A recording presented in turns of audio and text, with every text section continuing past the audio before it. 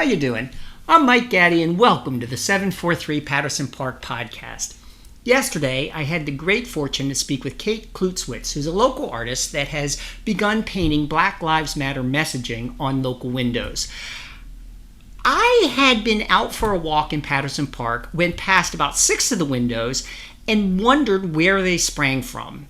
At the bottom of each window is the Instagram hashtag, let me get this right, BLM_windows_Baltimore. So at BLM_windows_Baltimore. And I followed that, messaged what ended up being Kate, and from that grew this episode of the podcast. She's remarkable. What happened was she came home from a Black Lives Matter protest earlier in the summer, took the sign she was carrying and put it in her front window, and then she walked past it every day after she returned from work and thought, I should paint that. So she did. Her neighbors saw the painted messaging in her window and asked her to do that for their windows, and from that grew the Black Lives Window Mural project. She has since painted more than 100 windows throughout the city, has had other artists join her, and has raised more than $6,000 for advocacy groups. So please join me as we talk to Kate about her Black Lives Window Mural project. So I'm on the phone with Kate Klusewitz, who is the creator behind the murals that are painted in windows throughout the Patterson Park neighborhood. And Kate, how did you come about creating a business to paint windows to promote the Black Lives Matter messaging? I just think that's, kind of an incredible thing.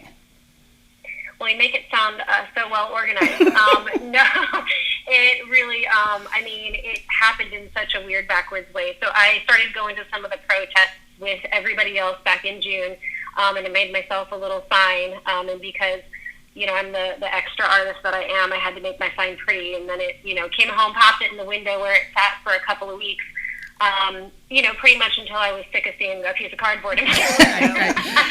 So I got tired of the cardboard in the window, and I do some chalk work for my day job, so I had the means, so I was like, let me put something a little bit prettier and more permanent in there. So I did, and not too long after that, I had a few neighbors ask me to do theirs too, and I kind of realized pretty quickly that this would be a cool way. I'd been kind of doing a lot of reading at the time about what it meant to be an ally and how to kind of channel your resources for advocacy. So I was like, this could be my thing.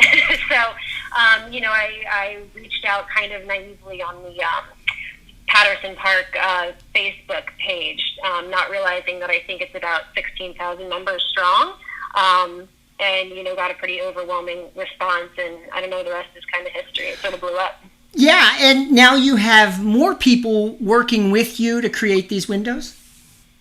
Yeah, I do. So I, at this point, have one artist who's contributing pretty regularly. I have a couple of artists who are doing some really cool stuff with creating kind of digital copies of the windows that have already been done for people who, aren't so keen on having somebody walk into their home during, a national pandemic. Yeah, there's that. Yeah. Enough. Yeah, so, and then I have a couple of other people who just within the last couple of weeks kind of came along, sort of learned the process, so it'll be a matter of seeing, what time allows them to do in terms of contributions. But sure. Yeah, definitely a small team now. Now, I forgot to ask you this on our initial call, but I happened to notice on one of the postings of a stained glass window kind of style for the Black Lives Matter window mural, that she said that at least part of the money or the donation was going to a community group. Does a part of the money go to community groups? What community groups? So the way that it works, I actually don't have my hand in the donation part of it at all, and that's pretty intentional. So it's totally honor system. I ask for the people whose homes I come to and paint these murals to make a donation to a Black advocacy organization, and I leave it kind of intentionally vague. I want people to choose an organization that speaks to them. A lot of people are choosing organizations that are local and community-based, which I love. I think that's really cool.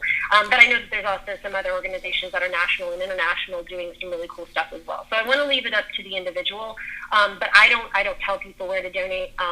What I do ask is that people let me know where they donated, because I love to be able to share that information. Sure. But as far as where people are donating, I don't ever touch that money. I just ask people to make a donation on our system and let me know, where they donated to.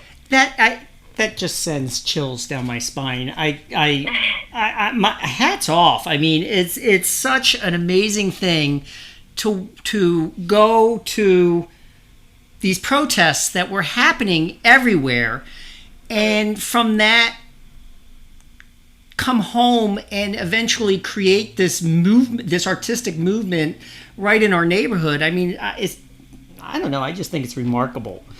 It was one of the reasons why I wanted to do this podcast, was because there's all this street art around the area, and there's all these backstories associated with it. And I don't know what these stories are, and so I think it's really incredible when artists like you come forward and sort of say the backstory behind it. How do you view how street art and advocacy go together? How does that marriage look to you?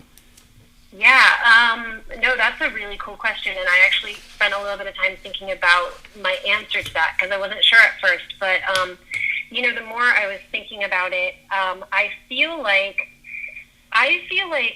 the cool thing about art is that in terms of how advocacy is able to drive actual real world change, there's kind of two driving factors in my mind, or at least two of the driving factors are messaging and money, right? And that kind of covers politics and, kind of also politics. Right, yeah. But I think that the cool thing about art in general, and I guess this isn't street art specifically, but art in general, is that I think that art is able to kind of affect both of those things at the same time. So, for example, at one point I kind of crunched the numbers. I was curious about how much this project might have raised. And at that time, it was somewhere between, I estimated about $5,000 and $7,000, which, that's a lot more than I am in a position to contribute financially myself. Especially, wait. Especially during a pandemic. Especially during a pandemic, right? When people aren't working. No, you're absolutely right. Right. Yeah, I mean, that's like the best of times. I don't have like $5,000 just lying around, but as much as I want that money to go, good places. Right. No, but what I do have is, an amount of skill, an amount of time. And so what I can do with those things are trade them for the donations. But I think, and sorry, I'm a talker, but I have, like, the other part of it in terms of art and advocacy is that I think that not only are you able to kind of channel art to raise a lot more money than maybe the individual could, but also art is really, you're able to be so multifaceted with it. And what I mean by that is I can go to somebody's home and I can paint a mural in their window. And, that by itself, I hope does at least two things. I hope that when people walk by, they're either inspired to, kind of start their own advocacy or even just do their own art. And I also hope that it makes people walking by feel welcome. And those alone are really cool. That's the messaging part, right? But then the other part of it that I think is so cool is, like, it's not just that, but people are paying money for me to come and do this. So it's money going to the pockets of these organizations that can do the on-the-ground work, Right. So I think that art allows you to kind of be multifaceted in your advocacy, too, which is pretty rad. Now, yes, that's an understatement. By the way, liking to talk is, you're sort of in the right place, because... Yeah, right. I guess so. When my mom and I go to dinner, and this is absolutely true, people get up and move. During times of non-COVID, they get up, they glare at us, and they move, because I love that. Yeah, we're loud. It sounds like we need to hang out a little bit more. Right. I think. Well, as soon as COVID is over, I fully intend to have people over to, like, explore the city other than just through, FaceTime and, Zoom interviews. And by the way, my pants are on for this interview. I feel like I make no comment about the status of my pants. Right. Okay. Good. Now, if somebody wants to have a mural done, how do they get up with you? Yeah. So right now I am operating mostly through Instagram, which is, like, if you knew me, a ridiculous thing for me to be saying, because up until now I spent almost zero time on Instagram. I think I've posted like 4 photos on my personal page, but this has made me a social media person, which I hate. But so I'm doing most of my organization for this through a combination of Instagram and a very complicated spreadsheet. Right. But yeah, so all you have to do is shoot me a message, and it's literally as simple as just a message that says, "Hey, I would like a window mural," and awesome. That automatically gets you on the list. So awesome. I make sure that people can stay in order. And your Instagram handle is? It is BLM_Windows_Baltimore. So okay. BLM Windows Baltimore _ in between. Okay, and we'll post that too. But I have decided that this podcast is also going to be distributed on iTunes and a couple of other podcast platforms, and sometimes they're audio only. So that's why I want to make sure we got that in there. Gotcha. Cool. Yeah. And one last question, and because I'm ADHD, so my attention span, wanders with a bug going past the window. But how long have you been in the neighborhood? How long have you lived in Patterson Park, Butchers Hill? So, it's funny. We moved here in 2011, so it's going on 10 years now.